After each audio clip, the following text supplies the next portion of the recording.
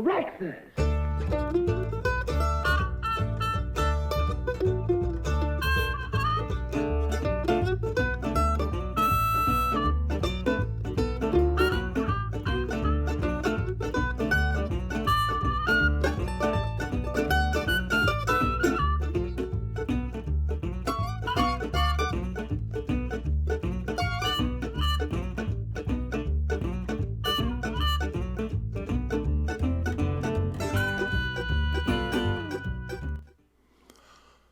Good morning, and welcome to Comics for Breakfast. I'm your host, Ham Salad. It was a long time ago, but not so very far away.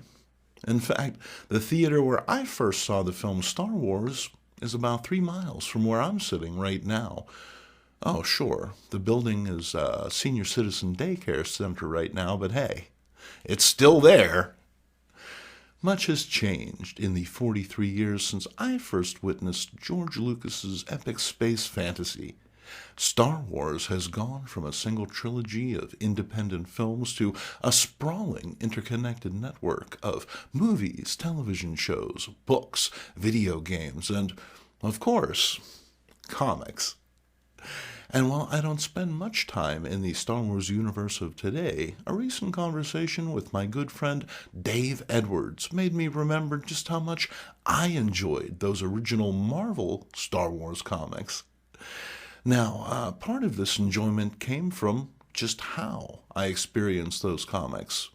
But first, a bit of background.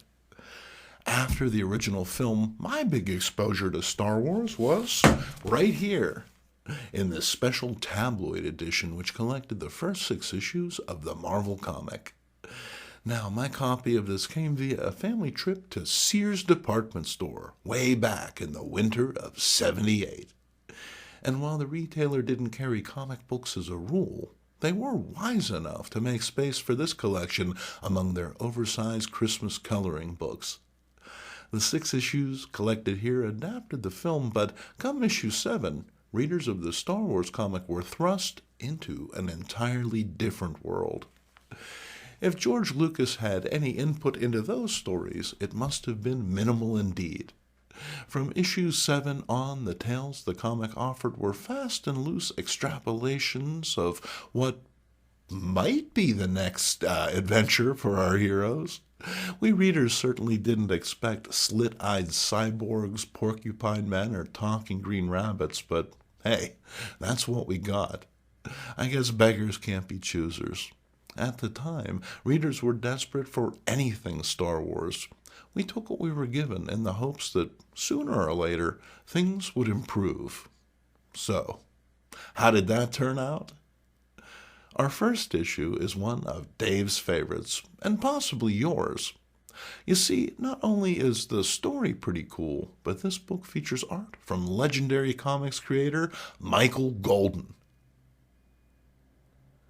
Golden's representations of Luke, Leia, and the rest of the Star Wars universe were a welcome change from what had come before.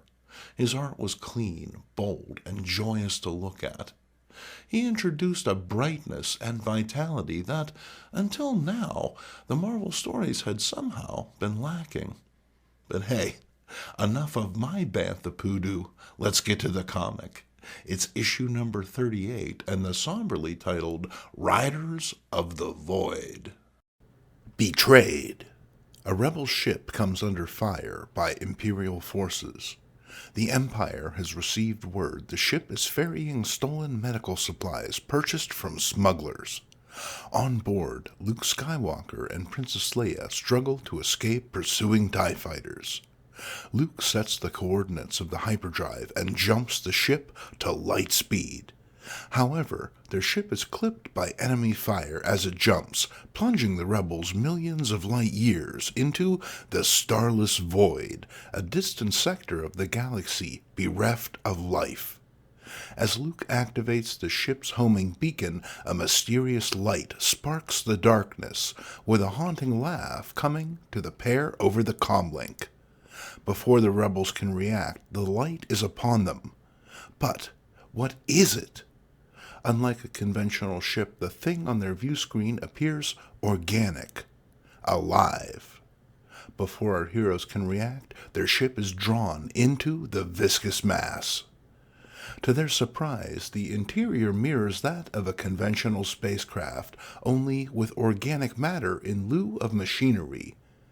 As there's breathable air, the pair disembark and explore their new environment. However, before they can make much headway, the same disembodied laughter they'd heard earlier over the comlink returns, and our heroes are drawn into the ship's mass. They're split up and deposited deep within the bowels of the living craft. Leia, uneasy, explores her new surroundings, quickly discovering she is not alone. However, armed with a heavy blaster, she makes short work of the snaky pseudopods. Elsewhere, Luke drops into another section of the strange craft. Slowly he rises, battered but unbroken. Moments later, he's set upon by a droid who, inexplicably, wields a lightsaber like his own. However, it's the droid's reaction to the human that's the most puzzling, as it appears to believe Luke is a mere simulation. Luke, however, is no training exercise and deftly dispatches his opponent with some world-class lightsabering. The disembodied voice, no longer laughing, sounds an elaborate alarm. There are enemies aboard the ship. And it's the ship! The walls of the uncanny structure react, opening and allowing the vacuum of space to purge the contaminants from its body.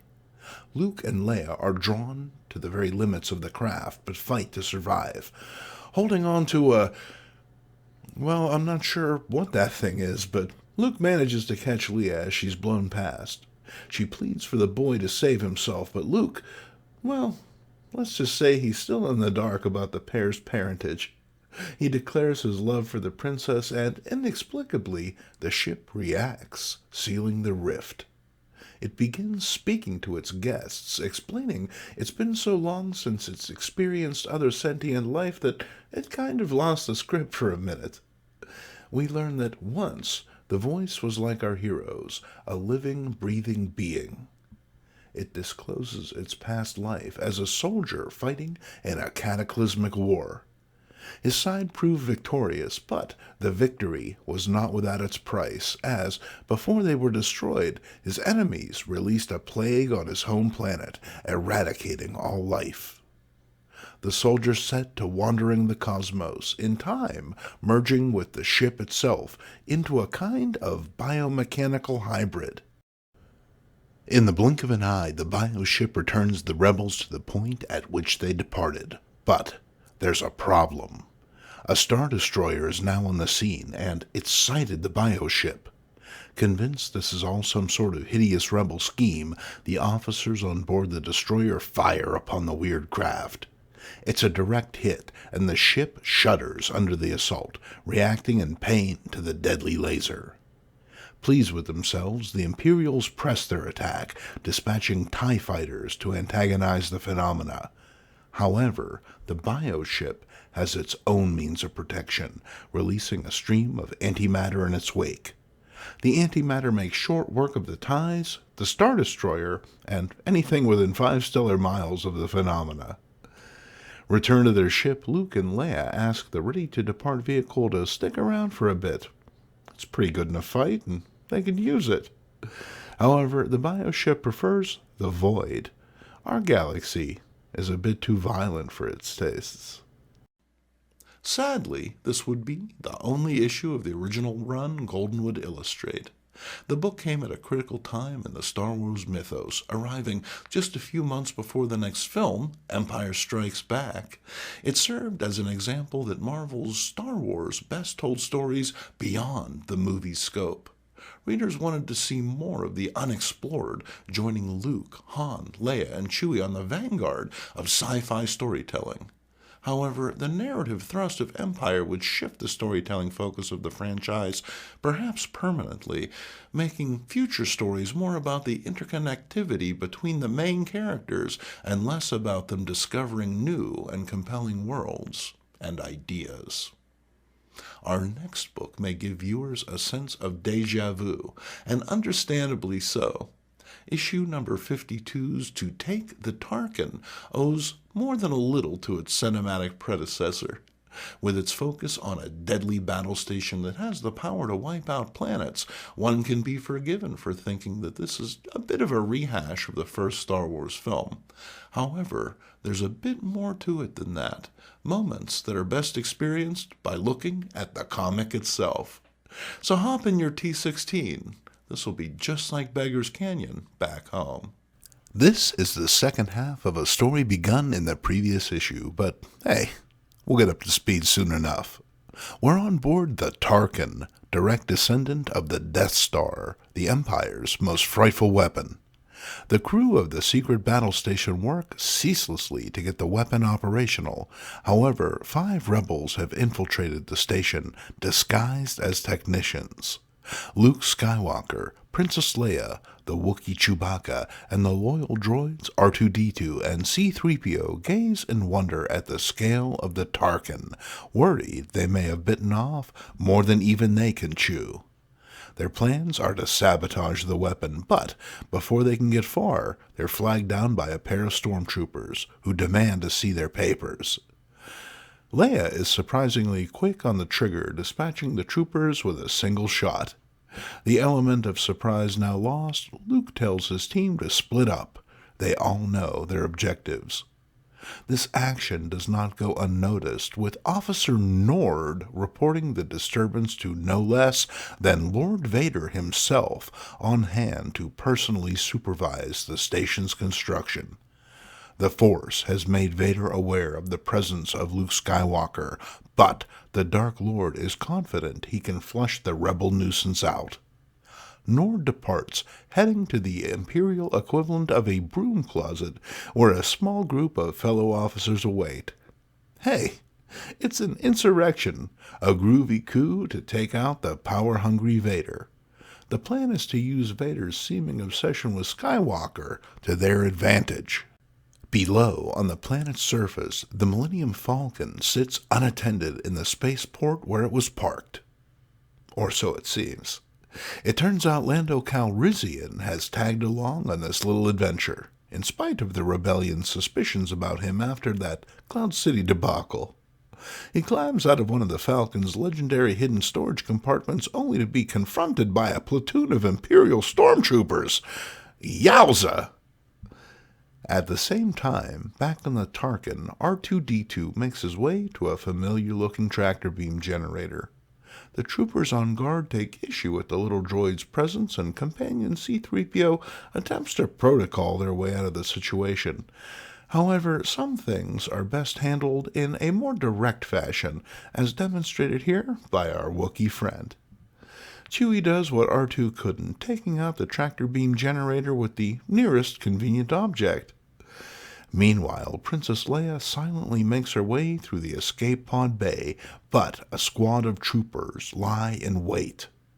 With some quick thinking, the princess takes out her overpowered opponents using their own weapons, then flees the scene. It looks like the rebels won't be getting away in the escape pods after all. Meanwhile, Luke is about to walk into a trap. Just beyond the next corridor, Darth Vader waits, prepared to finish what he'd begun on Cloud City. In spite of being preoccupied with his task of setting the explosives, Luke is aware of something, although it appears hidden from his perception. The rebel hero approaches, Vader moments away from revealing himself. It is then the traitorous Colonel Nord springs his trap, opening a nearby airlock door. Vader is swept backwards, teetering on the airlock's edge.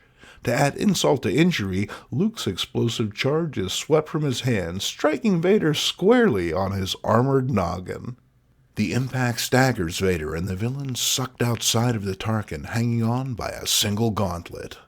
And while our boy Luke has an unfair advantage thanks to the gripping power of his bionic hand, through the sheer force of his dark will, Vader manages to draw himself, inch by punishing inch, back into the compromised hallway.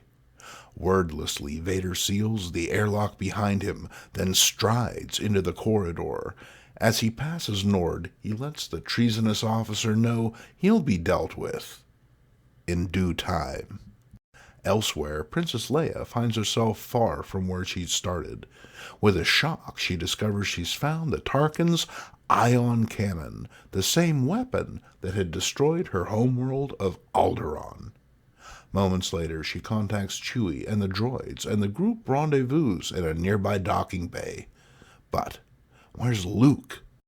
Turns out he's pinned down by stormtroopers, but some quick thinking by R2 sets off the fire suppression system and saves the day. On the planet below, the troopers approach the Falcon, but are surprised to see Lando striding down the walkway. He's not going to jerk these guys around and comes clean. He's a smuggler, and he's got enough space dope on board to turn on the entire galaxy. And hey, maybe these guys will, I don't know, let him go if he gives them the stuff. Well, as Robert Zimmerman once sagely stated, everyone must get stoned, and the troopers take the deal. Suckers. Why do you think they call it dope? On board the Tarkin, Luke finally shows up, but our heroes still have to get to the closely guarded Imperial transport to escape. However, these rebel scum are nothing if not resourceful and bluff their way past the guards. Our heroes escape, and Vader dispatches TIE fighters to pursue. Luke does a little fancy flying, but to no avail. It seems the Empire has their number when the Falcon appears, blasting the TIEs to smithereens. Unsurprisingly, Vader takes this personally and reaches deep into the toy box for this little number, which we haven't seen since the end of the first movie. The villain pursues the Falcon, scoring some damage to the lateral shields. It seems the freighter is simply too slow and clumsy to avoid Vader's speedy craft, and our heroes' fates appear to be sealed. However, some quick thinking sees Luke jettison the Falcon's water supply, strewing their course with chunks of unavoidable ice. Vader's TIE, unable to react in time, is struck, the impact disabling his ship. Meanwhile, on board the Tarkin, the treasonous Nord commands the ion cannon be charged and fired. His thinking, this will solve both of his problems. And it does, in a way, as the Tarkin unexpectedly explodes. It seems Leia took the opportunity to sabotage the ion cannon on the off chance Luke failed to plant the explosives. The day saved, our heroes head back to the rebel base to fight again another day. To take the Tarkin was a high point in Marvel's run. The characterization, especially regarding the villainous Darth Vader, feels spot on. Coming this close on the heels of the Empire film, the book keeps the wind in the franchise's sails, helping propel the title into the 1980s. In spite of being 10-plus years old at the time, I was still compelled by the Star Wars universe, and both Dave and I continued to collect the action figures. However, adolescence does strange things to kids, and the toys we once revered we were soon gleefully burning. Oh, sure, we filmed it with our Super 8 cameras as part of our movie making, but the reality is we were older and looking for bigger kicks than mere plastic or paper might provide. That said, Lucas and Marvel still had a few tricks up their sleeve. 1983 saw the conclusion of the Star Wars trilogy. At the time, Return of the Jedi seemed a satisfying ending to the adventures of Luke and company, but Marvel still had both the license and the desire to sell comics. The Star Wars title soldiered gamely on, but the lows came more frequently than the highs now. With no new movie to look forward to and all of the loose ends seemingly tied up, it felt that there wasn't really anywhere left to go story-wise. Now the most compelling Marvel tales were the ones that elaborated on ideas that the films had left unexplored, and perhaps the best one of all is Star Wars 81 from March of 1984. That's right. 3 decades before your Amanda DeLorean show, Star Wars fans were treated to the return of Boba Fett. Or were they? Read on, my friends. On the surface of Endor, a familiar scene plays out. Han Solo just needs a few credits to get him through until a check clears, but his fellow rebels have heard it all before. Word's gotten out, and no one will lend Solo money anymore, a perilous position when you owe as much as the space pirate does. Even trading on his status as a rebel general won't get the guy a bus token. Han is blown off, probably doubly embarrassing with all of those Ewoks watching.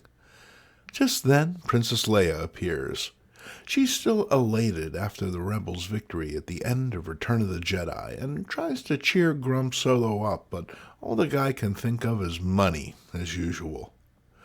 Leia offers to loan his deadbeat ass a few bucks, a proposition Solo bristles at. He'll pester strangers for pocket change, but damn it, he won't take money from a princess. Lando and Luke show up, wondering what's wrong. It's the usual thing, and Leia tells the fellas not to worry. Han will get over it eventually. Meanwhile, back at the Falcon, Solo considers all that's happened to him and that perhaps he'd be better off alone. Of course, when a Wookiee is in your life debt, you're never really alone, leading to this touching scene. However, this is a Marvel comic and not some creepy modern fanfic, so we'll cut away to where the real action is, the next day, as the Falcon departs Endor. Han has decided to return to Tatooine, where he'd stashed some money in the hopes of paying down his debt to Jabba the Hutt. With the crime lord now dead, the money should be his, free and clear, but Solo being Solo, nothing is ever that cut and dried. We leave the heroes to their journey, jumping ahead to the desert planet destination. In the wilds of Carkoon, the Sarlacc pit has spit out an undigestible bit of gristle.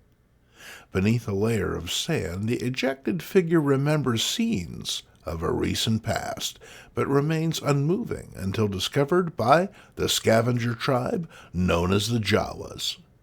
Thinking the unearthed figure to be a droid of some sort, the Jawas load the unconscious figure into their sandcrawler and roll on in search of more scrap. On the Falcon, Han is having a bit of trouble parking on account of some unpaid lot fees. Okay, we get it. The guy's a deadbeat. No need to overstate the obvious. The princess lets Solo use her royal parking pass, bemused at the lengths this guy will go. Moments later, this green creature mistakes Leia for a space hooker and propositions her, but instead the princess pumps him for information. She learns that, since she choked old Jabba a few months back, the native Jawas have gotten really aggressive. And speaking of aggression, here's Han trying to get his money from a bank teller. A bank error thinks Solo is dead, and Aunt May here shuts him down toot sweet, with the space pirate taking off in a huff. For the first time in the issue, Han does something I can relate to and heads off to the bar for a drink. Princess in tow, they head inside to drown their sorrows, and the two take a moment to reconnect after all the craziness. However, before this scruffy nerve herder can get a game of tonsil hockey going, the princess has a brainwave. R2 can get Han's money. They head back to the Falcon, but surprise, the plucky little astromech droid is gone. They suss it's the work of the Jawas and head off in old-style land speeders to find them. Our heroes follow the sandcrawler's tracks into the desert wastes. Their speeders are fast enough to catch the crawler in a few hours, so it's just a matter of being ready. Meanwhile, on board the sandcrawler, the imprisoned R2 asks about his whereabouts. After being informed he is now the property of the Jawas, the little droid is surprised to bump into no less than Boba Fett himself. As readers, we're not sure what's going on with the Fett man here. It's clear he's aware and thinking, but at the same time, he just sort of sits there in the trash. We don't get to dwell on it long, as Han and Leia have caught up with the sandcrawler. They begin strafing it with blaster fire, attempting to slow the lumbering vehicle. In response, Jawas come pouring out of the roof, returning fire. R2 uses the distraction as a chance to escape, but the Jawa's restraining bolt shuts the droid down. The discharge seems to snap Fett out of his trance-like state. Han and Leia continue to fire upon the sandcrawler. Solo takes the lead, intent on cutting the vehicle off. Just then, the crawler comes under fire from the bluff, one of the shots disabling Leia's speeder. Solo, unaware of the princess's plight, makes his move. He jumps onto the moving crawler, making his way up the side and onto the rooftop, but is clipped by laser fire from the bluff. Leia witnesses the previously unseen attackers suddenly appear. It's Tusken Raiders who've taken umbrage at the Jawa's recent bold moves. The sandcrawlers abandon in all due haste by its robed residents, leaving the unmanned vehicle on a direct course with the Sarlacc pit. Han, who has fallen into the sandcrawler, is confronted by Fett, who doesn't remember him. Still, he holds the smuggler at gunpoint, uncertain of just what is happening. Leia calls out to Han, letting him know he's about to be Sarlacc Chow. Solo manages to get he and R2 out of the crawler thanks to a befuddled Boba. Han, always willing to let bygones be bygones, attempts to save the bounty hunter next, but it's then Fett's memory comes rushing back. Confronted by one of his greatest quarries, Fett draws on Solo and fires. With no other recourse, Han jumps and the sandcrawler falls into the Sarlacc, with devastating results, especially to the local ecology. Hungry or not, I don't see how the Sarlacc is going to be able to digest that thing. Better hope it's not a protected species, Han. Okay, so maybe it wasn't what you or I would have liked to have seen, but hey, it was one last dance for Han Solo and his inexplicably compelling protagonist. At the time, Marvel's Star Wars became increasingly bittersweet, at least when it wasn't getting silly with hoojibs and the like. The book came to a quiet end with issue number 107, and that's kind of when the story begins. Again. You see, back in the winter of 1985, Buddy Dave was nice enough to lend me his entire run of Star Wars comics, from number 1 all the way up until the end.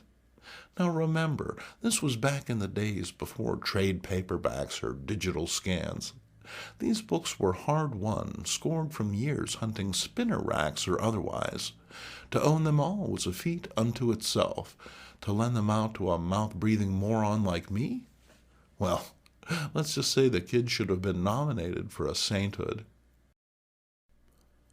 The winter of 1985 was a cold one, but I spent it far from the icy climes of Pittsburgh.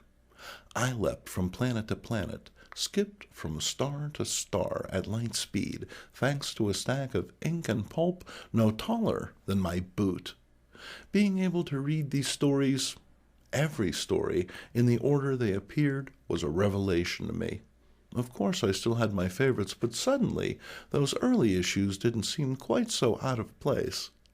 After all, this was a galaxy far, far away. If I couldn't suspend my belief long enough to accept a talking green rabbit, then, well, I guess that was my problem. And while these are distant memories, they are no less vivid or vital, connections to a time and a place that will never come again. Thank you for joining us, and thank you to Dave Edwards. You're the goods, my friend. If you enjoyed this episode, please like, share, and subscribe. It's what your Aunt Beru would have wanted.